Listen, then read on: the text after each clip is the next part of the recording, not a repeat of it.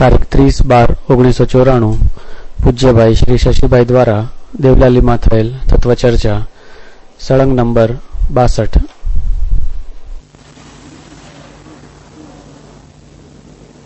सरलता से मध्यस्थता और विशालता की प्राप्ति होती है। ये विषय चला, हम आगे की बात है। 4 गति में तिर्यंज गति में जीवों की सबसे ज्यादा संख्या है। सबसे कम संख्या मनुष्य की होती है 4 गति में। इससे ज्यादा नारकी की होती है, इससे ज्यादा देवों की होती है 4 गति में, और सबसे अधिक संख्या तिर्यंज गति में होती है। तिर्यंज गति की मात्रा तो बहुत है, अनंत अनंत है। 4 गति में तिर्यंज गति के भीतर जीवों की सबसे अधिक संख्या होती है। उसका कारण जीव का वक्र परिणाम है, असरल परिणाम है, आड़ा परिणाम है, और इन्हीं परिणामों का यह फल है। मतलब क्या हुआ कि तीनों गति वाले जीव में असरलता के परिणाम ज्यादा होते हैं, सरलता के परिणाम बहुत कम होते हैं।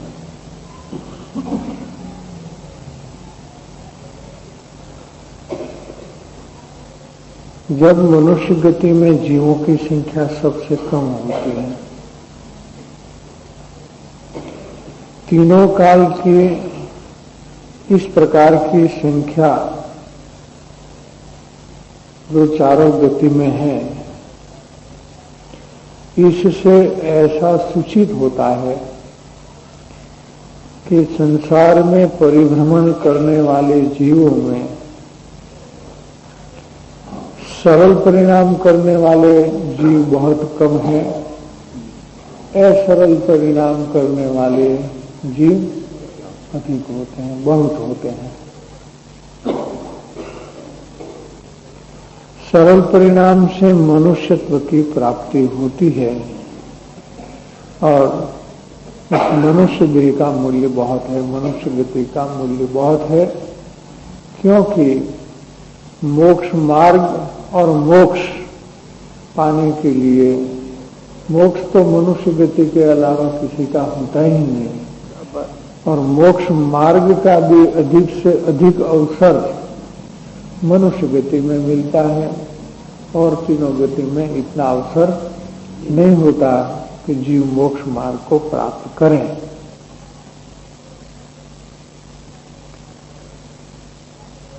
मनुष्य गति के कारण रूप परिणाम जो है, उसमें 2 मुद्दे हैं। शास्त्र में उसका 2 उल्लेख है।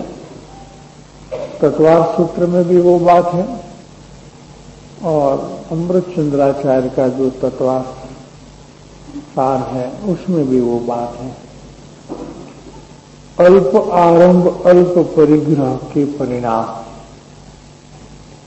और सरल परिणाम, ये 2 प्रकार के जो परिणाम हैं वो मनुष्य गति के कारण रूप होते हैं। 4 गति के परिणाम जो होते हैं, इसमें तीव्र क्रोध के और तीव्र कषाय के परिणाम से जैसे नरक गति मिलती है, तीव्र माया के परिणाम से तिर्यंज गति मिलती है, तो अल्प आरंभ अल्प परिग्रह और सरलता के कारण से मनुष्य गति का बंधन होता है। इसलिए सरल परिणाम से मनुष्यत्व की प्राप्ति होती है। इस मनुष्यत्व की दुर्लभता देखकर भी सरलता उपासनीय है। सरलता की उपासना करनी चाहिए। अगर हमें दूसरी 3 गति में नहीं जाना हो तो सरलता की उपासना करनी चाहिए, तो मनुष्य को मिल सकता है।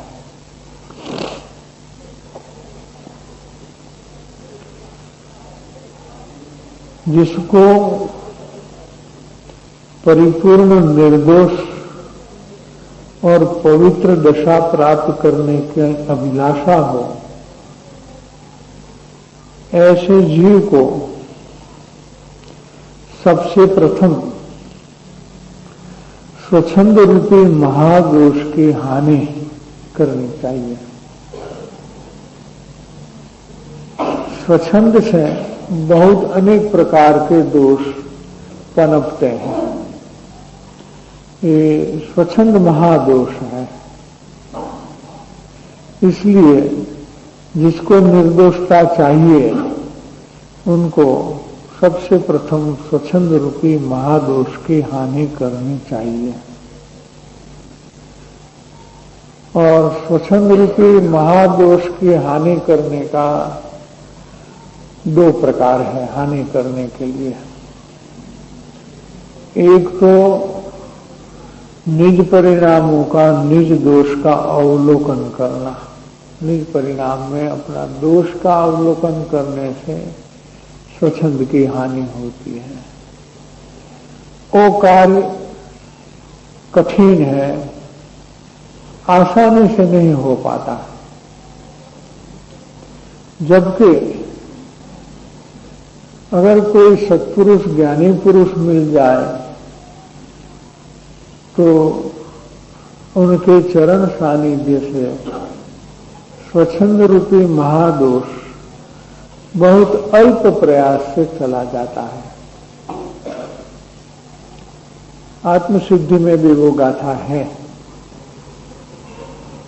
मानादिक शत्रु महा निज छंदे न मराय। निज छंद कहो या स्वच्छंद कहो या अपने आप कहो। मानादिक शत्रु महा निज छंदे न मराय। जाता सदगुरु चरण मा अल्प प्रयासे जाए। तो ये स्वच्छंद रूपी जो महादोष है, या तो सत्पुरुष का चरण सानिध्य मिल जाए तो बहुत आसानी से अल्प प्रयास में चला जाएगा। क्यों? कि इसकी जो महानता है, ये महानता के आगे स्वच्छंद होने की गुंजाइश ही नहीं रहती। महानता जो दिखती है, प्रत्यक्ष दिखती है कि ऐसे महान है, तो अपना जो स्वच्छंद है वो उठता ही नहीं है। स्वच्छंद होने के पहले ही वो खत्म हो जाता है, आता ही नहीं है। ये बहुत सरल से सरल उपाय है। और दूसरा उपाय है अपना दोष का अवलोकन करना। अवलोकन करना, दोष का अवलोकन करना माने क्या? कि चलते हुए परिणामों में दोष को देखना। जो दोष के परिणाम व्यतीत हो गए हो उनको स्मरण में लेना, वो दोष का विचार है, अवलोकन नहीं है। अपने दोष का विचार करना एक बात है और अपने दोष का अवलोकन करना ये बिल्कुल दूसरी बात है। तो जो दोष हो गए उनका विचार करने से जो हुआ वो नहीं हुआ ऐसा नहीं बनेगा। हो गया सो हो गया,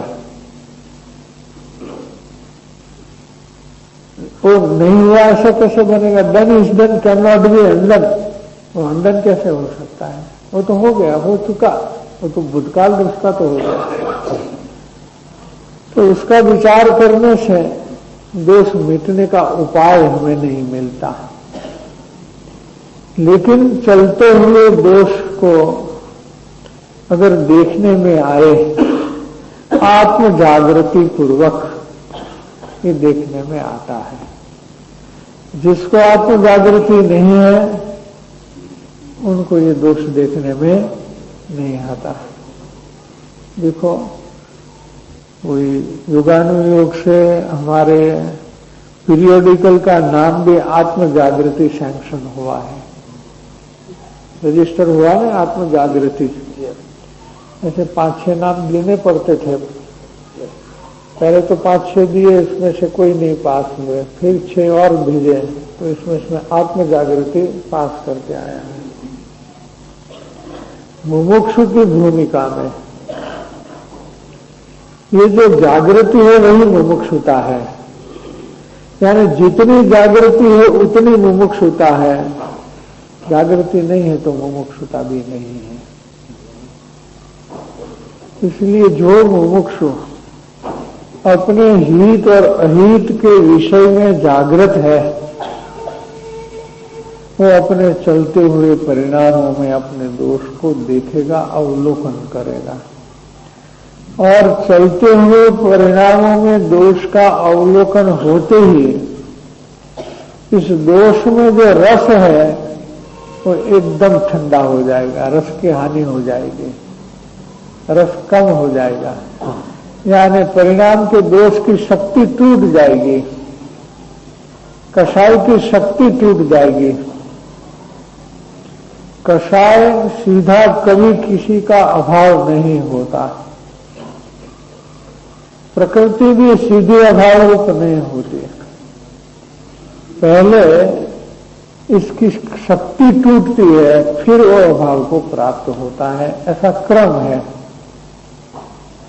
इसलिए जिसको दोष को निकालना हो, मिटाना हो, उसको अपने परिणाम में दोष का अवलोकन करना चाहिए।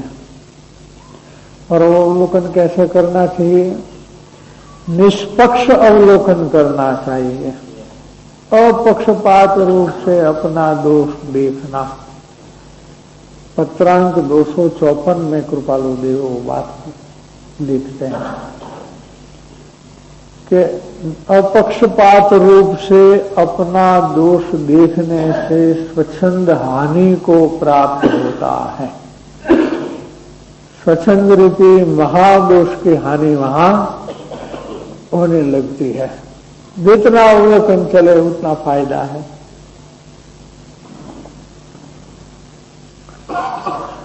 ऐसा निष्पक्ष अवलोकन कौन कर सकता है? कि जो सरल परिणामी जीव है वही कर सकता है। जो जीव सरल परिणामी नहीं है उसको कोई वो अपना दोष तो नहीं देख सकेगा, लेकिन कोई अगर उसको दिखाएगा कि तुम्हारे में ये दोष है वो अच्छा नहीं है, तो उसका पक्षपात करेगा वो। ऐसा नहीं है, हमारा दोष नहीं है, वो तो ऐसे कोई परिस्थिति खड़ी होगी इसलिए ऐसे परिणाम हुआ था। अगर ऐसी परिस्थिति नहीं होती तो हम ऐसा दोष नहीं करते। तो अपना दोष के लिए आरोप दूसरे पर लगाएगा, ये दोष का पक्षपात है, उसको दोष मिटाना नहीं है, उसको अपने दोष का संरक्षण करना है, और रक्षित करने से और बढ़ेगा, वो कम नहीं होगा। ये बात हो जाएगी।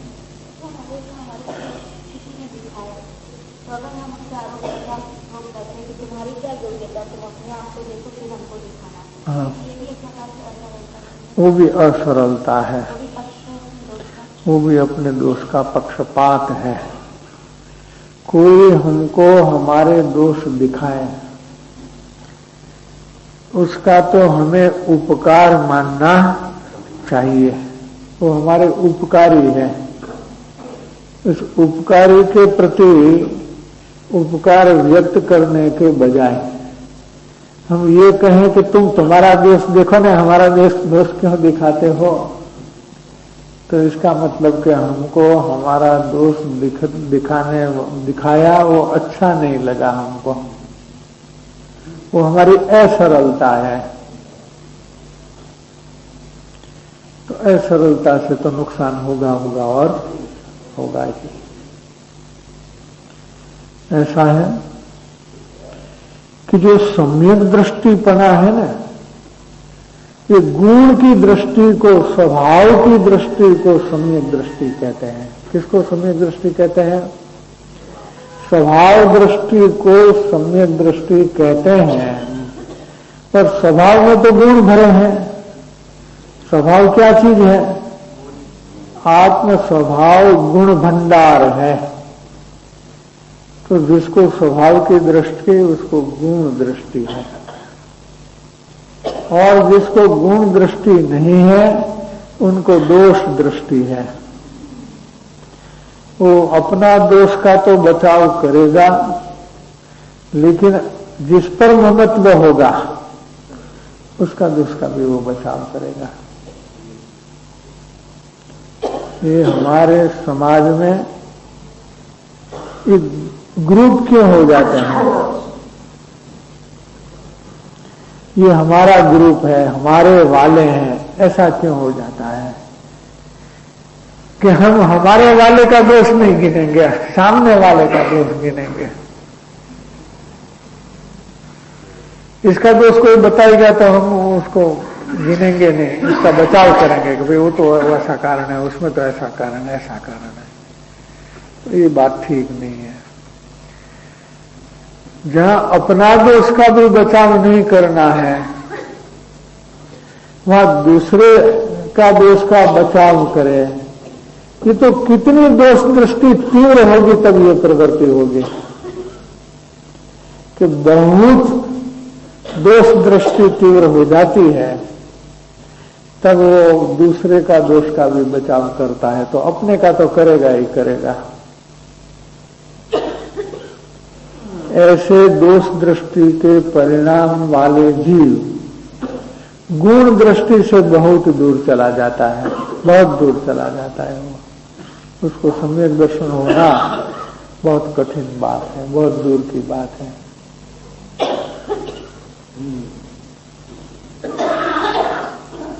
ऐसे सरलता के प्रकरण में से बातें तो बहुत निकलती हैं इस प्रकार से।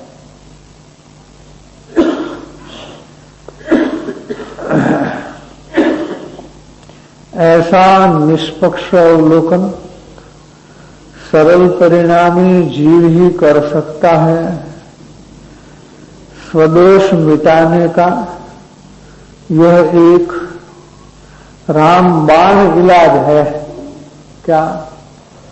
दोष मिटाने का ये अचूक उपाय है। चलते हुए परिणाम में दोष देखें और वो दोष नहीं मिटे, ऐसा कभी बन नहीं सकता। रामबाण इलाज है। रामबाण इलाज ये विधि है। राम का बाण कभी खाली नहीं जाता था। वो इतने धनुर्विद्या सीखे थे कि उनका बाण कभी खाली नहीं जाता। उनसे बाण छोड़ा कि अगले का प्राण गया, समझो।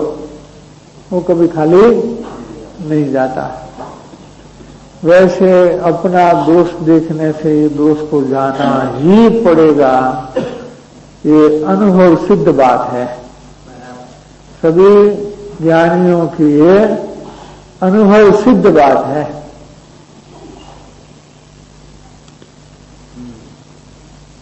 परंतु ऐसा परिणमन सरलता बिना साध्य नहीं है। बिना सरलता ये बात होने वाली नहीं है। सरलता होगी तो निज दोष का अवलोकन होगा। सरलता बिना वो बात बनने वाली नहीं है।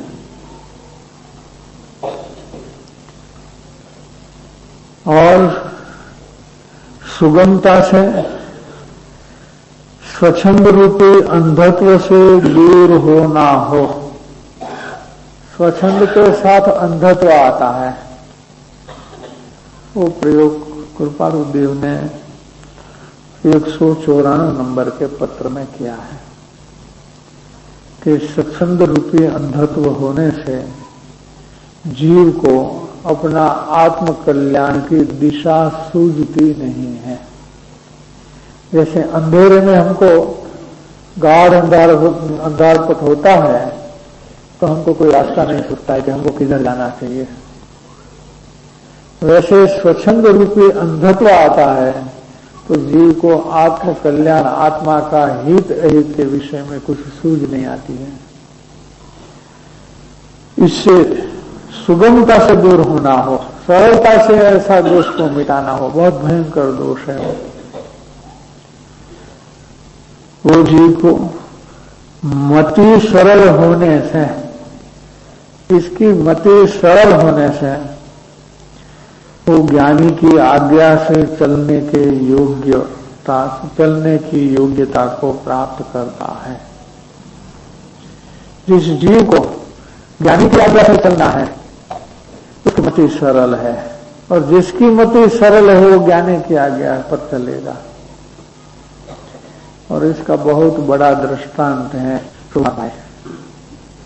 सुभाग भाई कोई खास शास्त्र नहीं पढ़े थे, आगमों का अध्ययन उनका नहीं था, लेकिन इनकी सबसे बड़ी योग्यता तो थी, तो वो थी कि ज्ञानी के मार्ग पर चलने का इसका अद्भुत निश्चय था।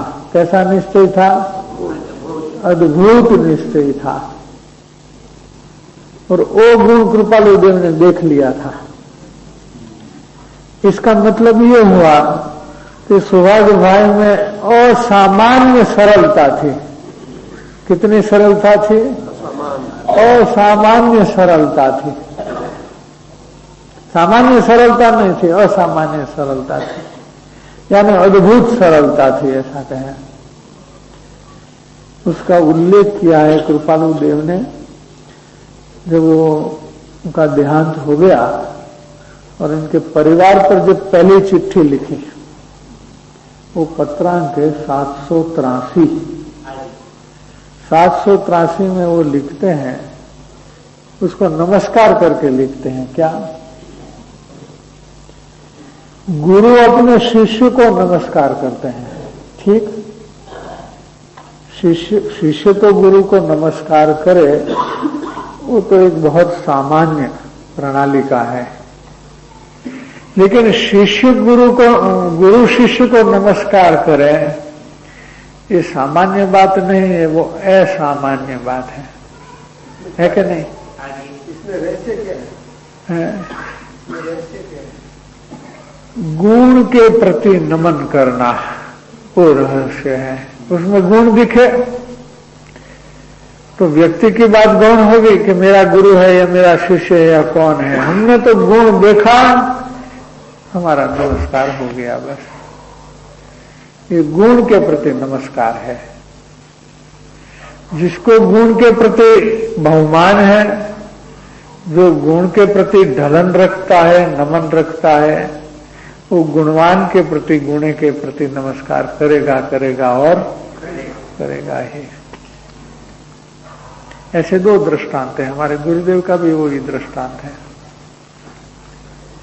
सोगानी जी इनके शिष्य थे और गुरुदेव का बहुत भक्ति बहुमान किया सोगानी जी ने अपने पत्रों में, तीर्थंकर से भी अधिक, अनंत तीर्थंकर से भी अधिक।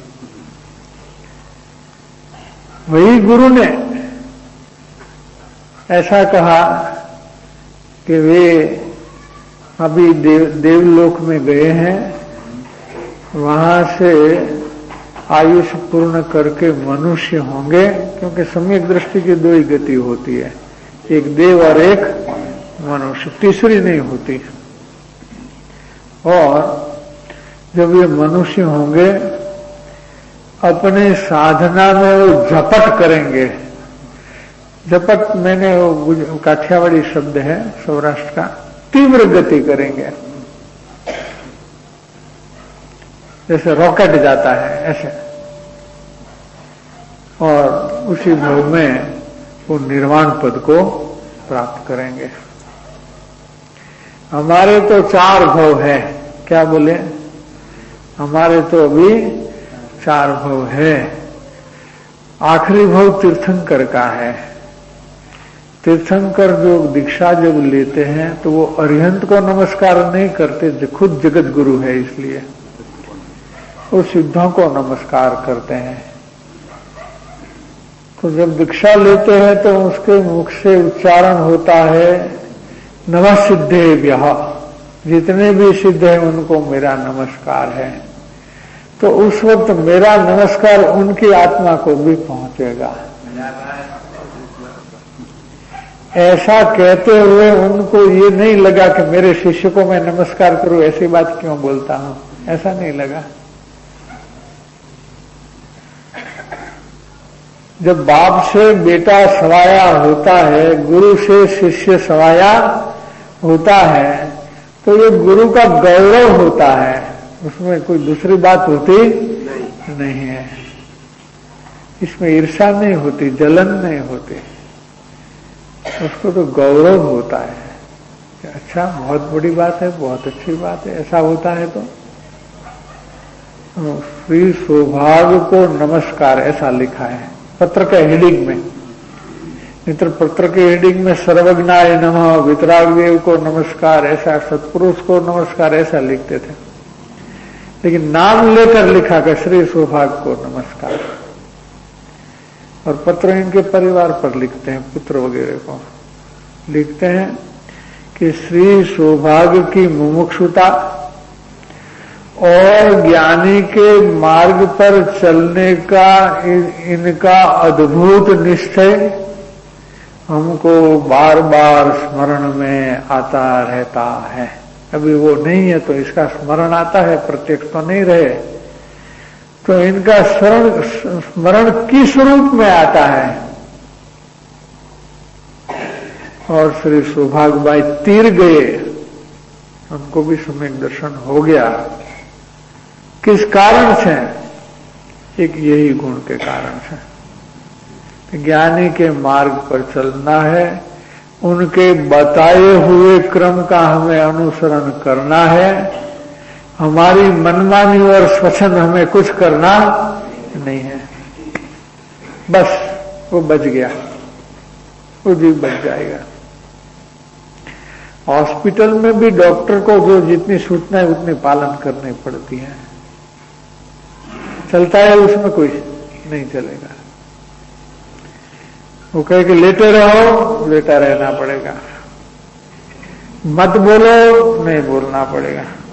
वो आईसीसीयू में ले जाते हैं कि नहीं, इंसेंटिव केयर यूनिट। किसी से बात नहीं करना, किसी से मिलना नहीं, किसी का मुंह देखना नहीं, कुछ नहीं।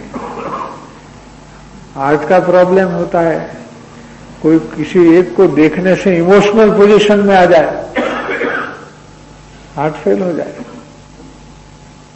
फीलिंग के साथ हार्ट का तो सीधा संबंध है। तो इसलिए वहां एकदम स्ट्रिक्ट मर्यादा में रहना पड़ता है, स्ट्रिक्टली पालन करना पड़ता है अगर जिंदा रहना है तो। जैसे ज्ञानी की आज्ञा पे हमें चलना है तो तीर जाएंगे, स्वच्छंद करना है मर जाएंगे। बस दो बात है। इसलिए जो जिसकी मति सरल होती है वो ज्ञानी की आज्ञा पर चलने की योग्यता को प्राप्त करता है।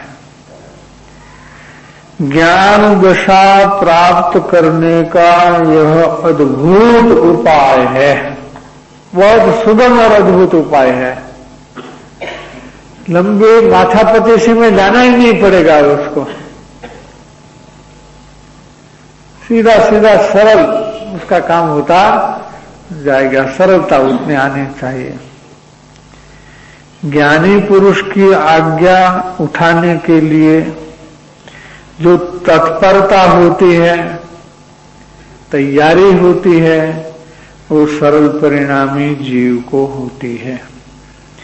इसलिए उसे ज्ञानी पुरुष का बोध और धारण करने की क्षमता की प्राप्ति होती है।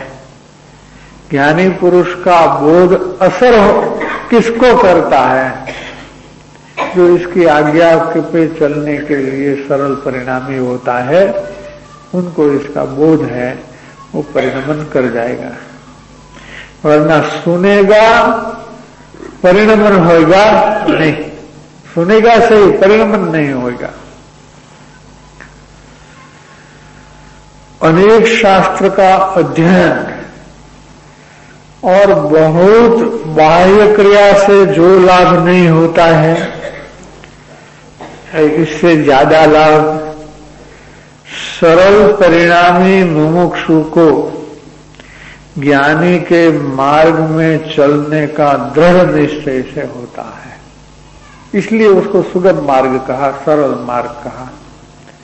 तो कृपालु देव ने ज्ञानी की भक्ति का बात किया है, उपदेश दिया है, उसी कारण से दिया है। ये बहुत सुगम उपाय है। अनेक शास्त्र पढ़ने से जो तो ये सर्वप्रथम अन्य ग्रह के संयोग में आया ही क्यों और कैसे? देखिए, ये जो 14 ब्रह्मांड रूप लोक है, उसमें 6 ग्रह का संयोग अनादि अनंत है। 6 ग्रहों का संयोग अनादि अनंत है। 14 ब्रह्मांड का कोई भी क्षेत्र एक अंश में भी या एक परमाणु रहे उतनी जगह में भी 5 ग्रह नहीं है, 6 ग्रह है। सारा लोक जीव से खिचोखिच भरा गया है, परमाणु से भी खिचोखिच भरा गया है। काल लोक के हर प्रदेश में है।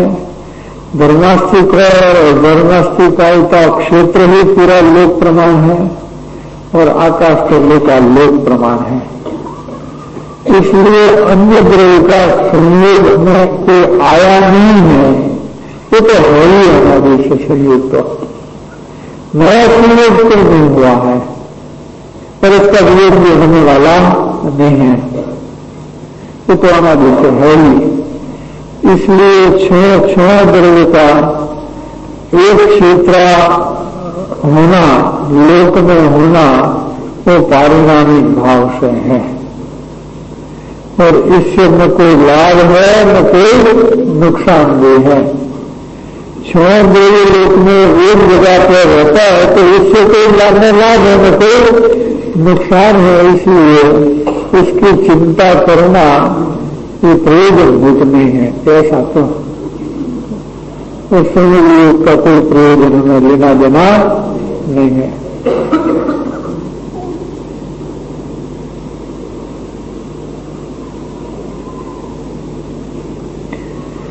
शुद्ध द्रव्यार्थिक में और प्रमाण के विषय में क्या अंतर है? ठीक है, प्रश्न कहो तो उतना मुमुक्षु के लिए बहुत प्रयोजनभूत नहीं है। शास्त्र समझने के लिए थोड़ा इसका प्रयोजन हो सकता है। शुद्ध द्रव्यार्थिक में मैंने जो द्रव्य का शुद्ध अंश है, शुद्ध स्वभाव है, उसको देखने का जिस ज्ञान का प्रयोजन है उसको शुद्ध द्रव्यार्थिक नहीं कहते हैं। यानी अपना शुद्धात्म स्वरूप को जानने का जिसका प्रयोजन है उसको शुद्ध द्रव्यार्थिक में कहते हैं। द्रव्यार्थिक में जनरल चेतन द्रव्य की मुख्यता से कहने वाले या देखने वाले को द्रव्यार्थिक में कहते हैं। और प्रमाण है उसमें नए नहीं है, उसमें नए प्रमाण का या सामान्य विशेष का युगपत ज्ञान होता है, उसको प्रमाण ज्ञान कहते हैं। नए है वो प्रमाण ज्ञान का अंश है और प्रमाण ज्ञान है वो अवयवी है, नए इसका अवयव है, ऐसा समझना। द्रव्यार्थिक में हमें क्या लगा? द्रव्यार्थिक में द्रव्य की प्रधानता से देखना। नहीं, शुद्ध सुख का कोई सवाल नहीं है। शुद्ध सुख का सवाल तो अशुद्ध द्रव्यार्थिक भी होता है, शुद्ध द्रव्यार्थिक भी होता है, द्रव्यार्थिक भी होता है। तीनों प्रकार के नहीं होते हैं। द्रव्यार्थिक के लिए 10 भेद आत्ममीमांसा में लिया है, अनेक प्रकार के। तो बहुत लंबी चौड़ी बात है, अलग अलग दृष्टिकोण है उसमें। शंका आशंका प्रश्न और जिज्ञासा में क्या अंतर है?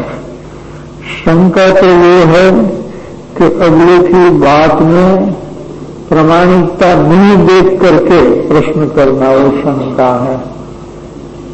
अगले को अप्रामाणिक समझ करके जो प्रश्न करना है उसका नाम शंका है।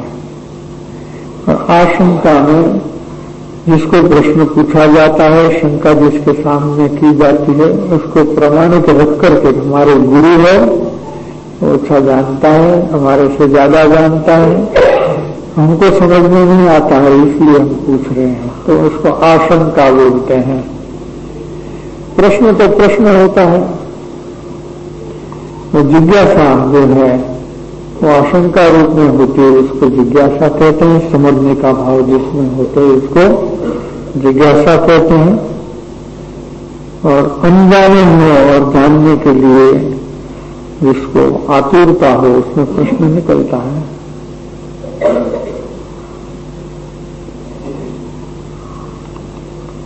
देना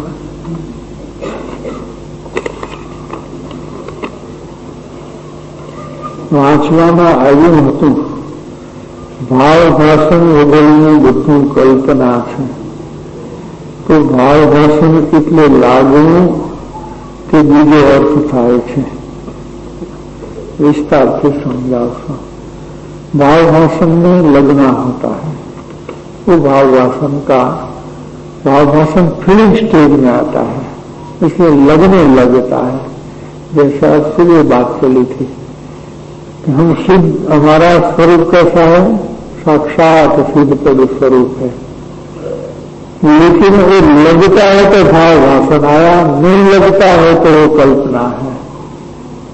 हमारे विषय में हमारी कल्पना हो जाती है, तो कल्पना नहीं करनी चाहिए। कल्पना आधारित यह मार्ग नहीं है हमारा। ये वितराग मार्ग को ठोस वस्तु स्वरूप के आधार पर चलता है, हकीकत पे चलता है, वास्तविकता पे चलता है, कल्पना पे मार्ग चलता नहीं है। इसलिए कहीं भी कल्पना नहीं करनी है। भाव भाषण में आना, और भाव भाषण में आने के लिए जो बात हमारी समझ में आई है उसको उसका प्रयोग करने का पुरुषार्थ करने से और बार बार पुरुषार्थ करने से वो भाव भाषण होता है। जैसे आटा में पानी डालते हैं तो रोटी बनाने के पहले उसका जो पिंड बनाने में आता है तो उसको बार बार ऐसा करना पड़ता है, तब पिंड बनता है। ऐसे पानी डालने से पिंड नहीं बन जाता। पिंड बनाने में लेट को जो है, आटा को जो है, उसको अच्छी तरह मसलना पड़ता है। अपने गुजरात में हम कुछ लोट में केला हुआ पड़े, लोट में केला हुआ पड़े इस प्रकार से जो भाव भाषण है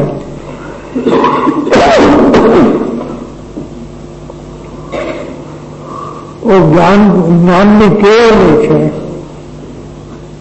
જ્ઞાન કેળવાય છે ત્યારે ભાવ ભાષણ આવે છે।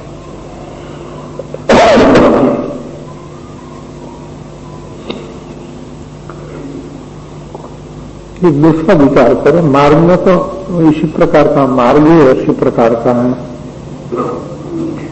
जैसा हमारे मोक्ष मार्ग का जो मोक्ष मार्ग में भी जो राज मार्ग है वो मुनि दशा का है। वितराग मार्ग साक्षात वो मुनि दशा है, और उनकी दशा ऐसी हो गई है मुनिराज की, तो क्षण क्षण में निर्विकल्पता हो जाया करती है। इसके लिए विकल्प नहीं करना पड़ता कि हमको निर्विकल्प होना है, स्वतः क्षण क्षण में निर्विकल्पता आई जाती है। क्योंकि एवी दशा केवराई गई है, दशा में केवल से कि सहज और स्वतः होने लग जाए, ऐसा मार्ग है।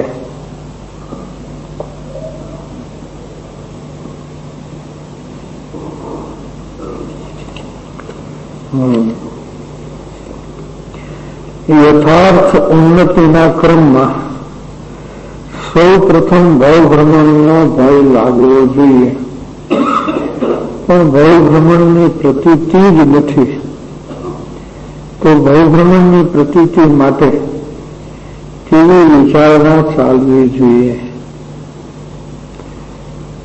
ભવભ્રમણની પ્રતીતિ માટે પ્રત્યક્ષ દેખાય એવી વાત છે। हमारे परिवार में देहांत होता है कि नहीं होता है? हाँ, नया बालक जन्म पाता है कि नहीं पाता है?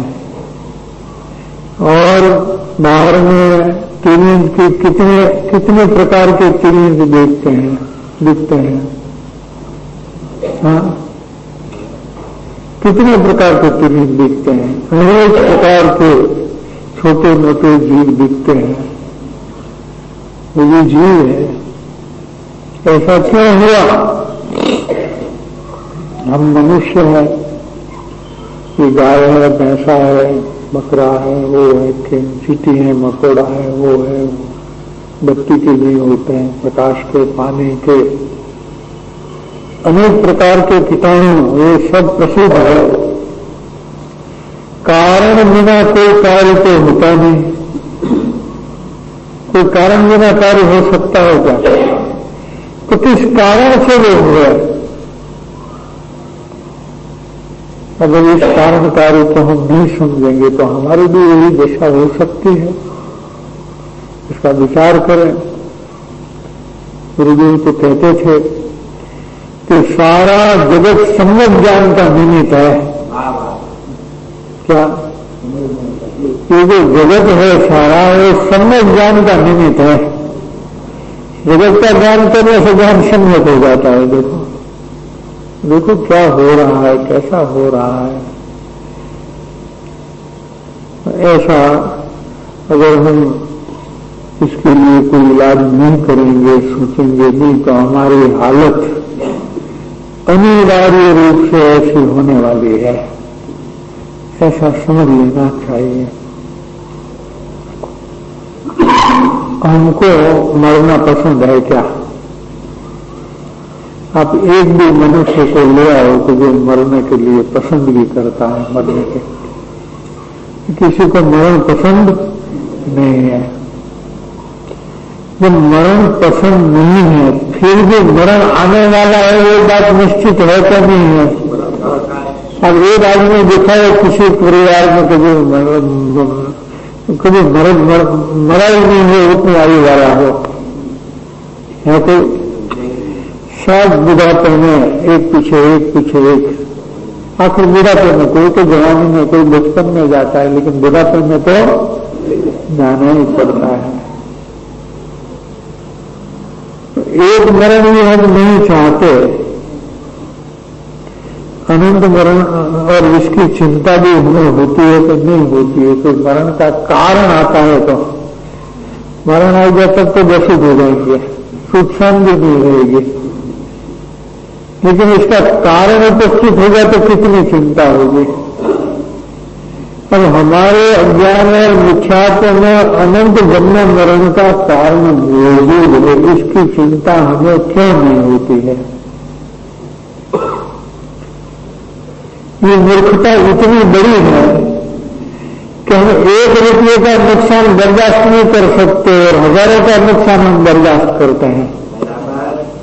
कितनी बड़ी मूर्खता है।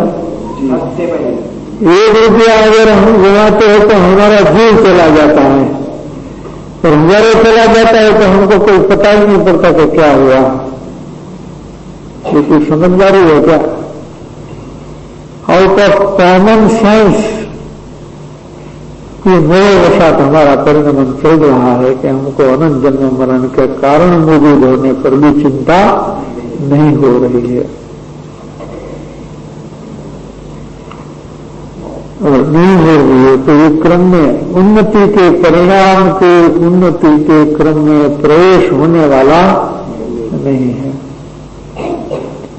हम भले ही तत्वज्ञान का कितना भी अभ्यास करें, कितने भी शास्त्र पढ़े, कितना भी प्रवचन सुने, या कितनी भक्ति पूजा उपवास व्रत नियम करें, लेकिन परिभ्रमण की चिंता ही कभी नहीं हुई हो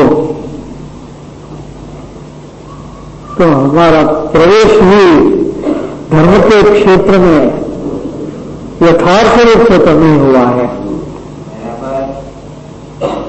इसलिए हमारा आत्मकल्याण होने की यथार्थता की वहां प्राप्ति नहीं है। तो यथार्थता आएगी कहां से और आत्मकल्याण होगा कहां से? तो होने वाला नहीं है। यहां से चालू होना चाहिए, ये बात है सबों के लिए। एक के लिए ये बात है, दूसरे के लिए दूसरी बात है, वो नहीं है।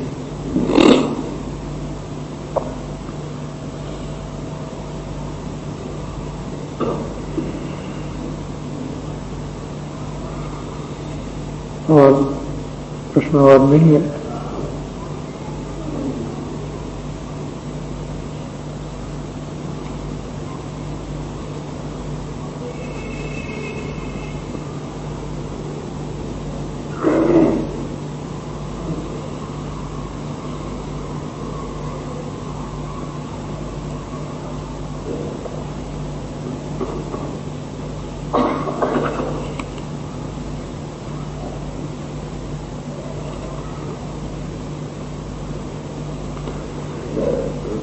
स्वरूप आचरण चारित्र की क्या स्थिति है?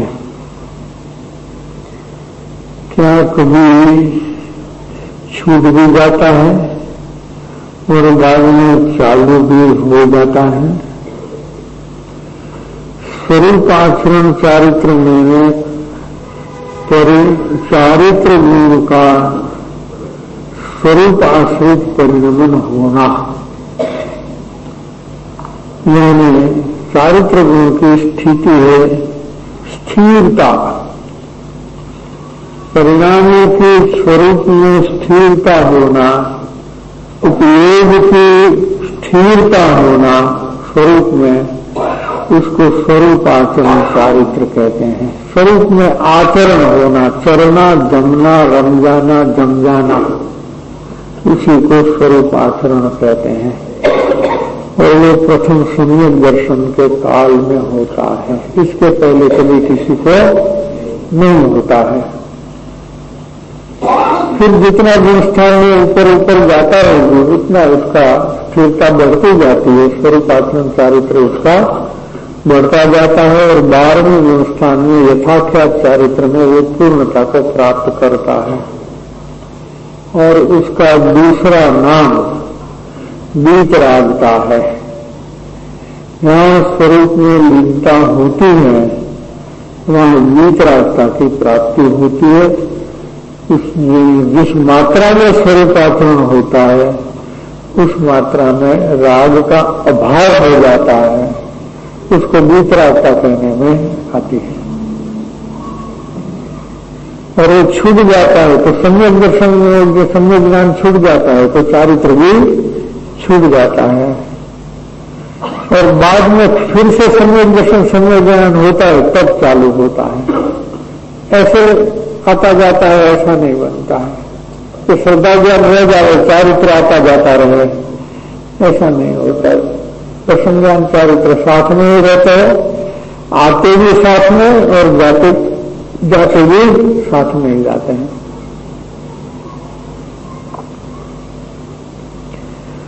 पूर्णता के लक्ष्य से शुरुआत वही वास्तविक शुरुआत है।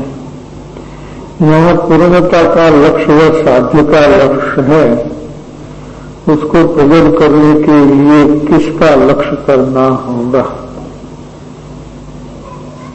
संसार का लक्ष्य छोड़ना होगा और पूर्ण निर्देशता का लक्ष्य करना होगा।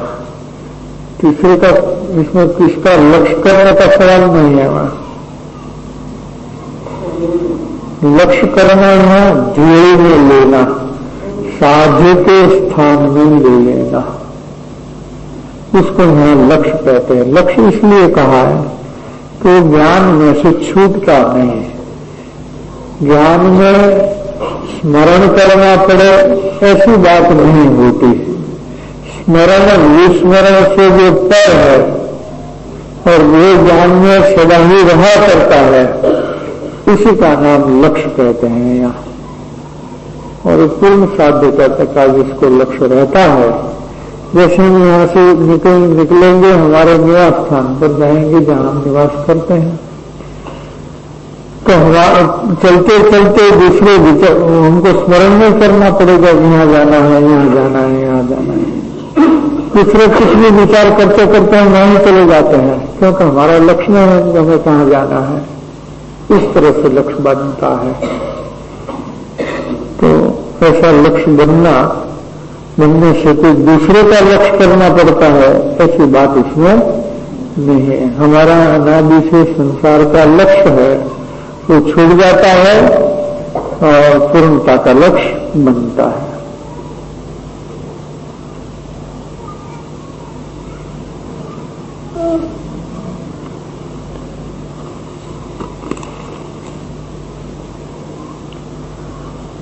कृपाळु देवे આત્માના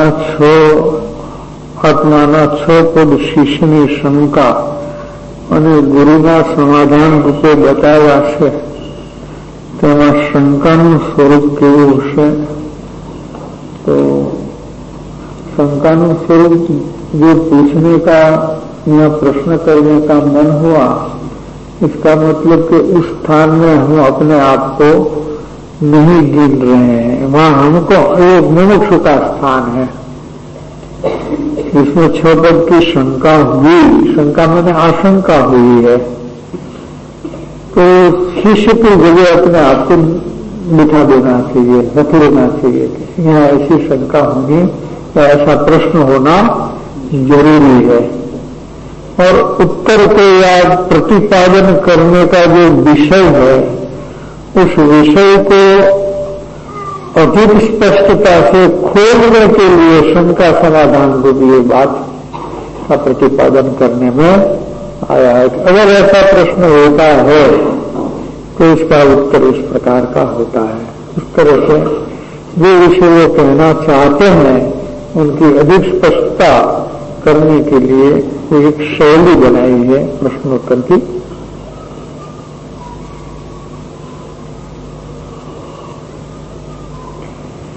પ્રકૃતિ જીવને 4 ગતિમાં ફેરવે છે, તો શું કરવું જોઈએ, કેવી રીતે ઉકેલ લાવવો? प्रकृति का दुश्मन है ज्ञान। ज्ञान के सिवा कोई प्रकृति मिटती नहीं है।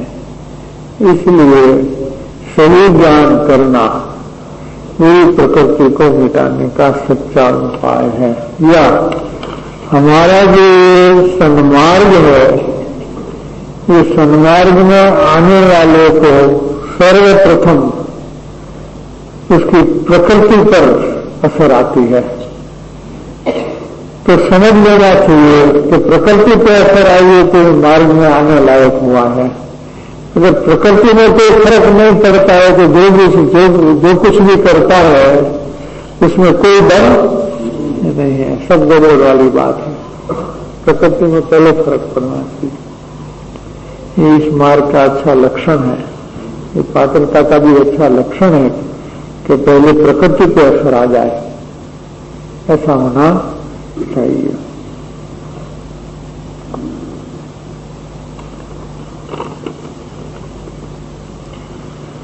ज्ञान में आए हुए राग के प्रति प्रतिबिंब को ज्ञान पर्याय से भिन्न किस तरह जाने? योग ज्ञान करने की प्रक्रिया क्या है? और राग का प्रतिबिंब ज्ञान पर्याय का ही अंश है, भंग है। ऐसा होते हुए वेद ज्ञान कैसे करें? उस वेद ज्ञान का जो प्रयोग है, उस समय सार की 17-18 गाथा में बहुत स्पष्ट आया है कि ये अनुभूति है, सो ही मैं हूं। मैंने अनुभूति में ज्ञान पर्याय में भोजन की जो क्रिया है, सो ही मैं हूं। ऐसा जो वेदन के अंश में अपनत्व करना, मैंपना करना, जो मैंपना राज में हो रहा है वो कैसे छूट जाए कि अनुभूति में वेदन में मैंपना करने में आए। तो इसलिए अपने ज्ञान की वेदन की प्रक्रिया रूप जो अनुभूति है उसमें मैंपना करके अपना अस्तित्व को ग्रहण करना, ये वेद ज्ञान की क्रिया है, प्रक्रिया है, प्रायोगिक प्रक्रिया है। सिर्फ विचार करने की बात नहीं है, ये परिणाम में लाने की बात है। ऐसा करने से वेद ज्ञान होता है और यही मोक्ष की कला है, यही स्वसंवेदन की कला है। क्या यह ज्ञान पर्याय ही कारण शुद्ध पर्याय है? नहीं, वो ज्ञान की उत्पाद रूप पर्याय वो कारण शुद्ध पर्याय नहीं है। और कारण शुद्ध पर्याय में पर्याय शब्द उत्पाद रूप पर्याय का वाचक भी नहीं है। तो द्रव्य की वर्तमान स्थिति को सूचित करते हुए उसको पर्याय बोला है। तो द्रव्य त्रिकाली होते हुए भी इसके वर्तमान ढंग को दर्शाने के लिए वो पर्याय शब्द लिया है। वास्तव में कारण शुद्ध पर्याय में उत्पाद वाली पर्याय है ही नहीं, ये बात है। वो विषय थोड़ा अधिक सूक्ष्म है और इसका एक जो किताब निकला है कारण शुद्ध पर्याय का, अहमदाबाद से अभी अभी प्रकाशित हुआ है। 2-5 मेरे पास आई थी, किसी को दिया है, तो अहमदाबाद से देवलाली ट्रस्ट में भी मिलेगा, मुंगाली में, वहां भी प्राप्त स्थान है अपने।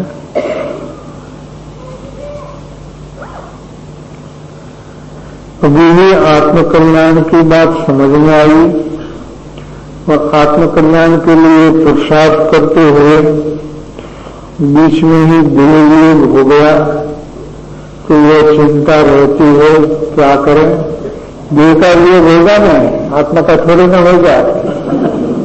देह की चिंता आत्मकल्याण की जिसको चिंता है, पुरुषार्थ है, उसको देह की चिंता रहती नहीं। और देह की चिंता वाले को आत्मकल्याण का पुरुषार्थ होता नहीं है। तो देह को गुजारी पूर्ण होगा तो हो ही जाएगा। देह से क्या मतलब है? क्या आत्मकल्याण देह के साधन से किया जाता है कि नहीं? आत्मकल्याण तो आत्मा के परिणाम है, देह के परिणाम नहीं है। देहात्म बुद्धि छोड़ने के लिए तो आत्मकल्याण है, पर आत्मकल्याण करने में देह की चिंता कहां से आई? वो तो देहात्म बुद्धि का प्रकार है। तो जिसको देह प्रतिबंध नहीं है वही आत्मकल्याण कर सकता है। देह प्रतिबंध वाला का आत्मकल्याण होने वाला नहीं है। रखे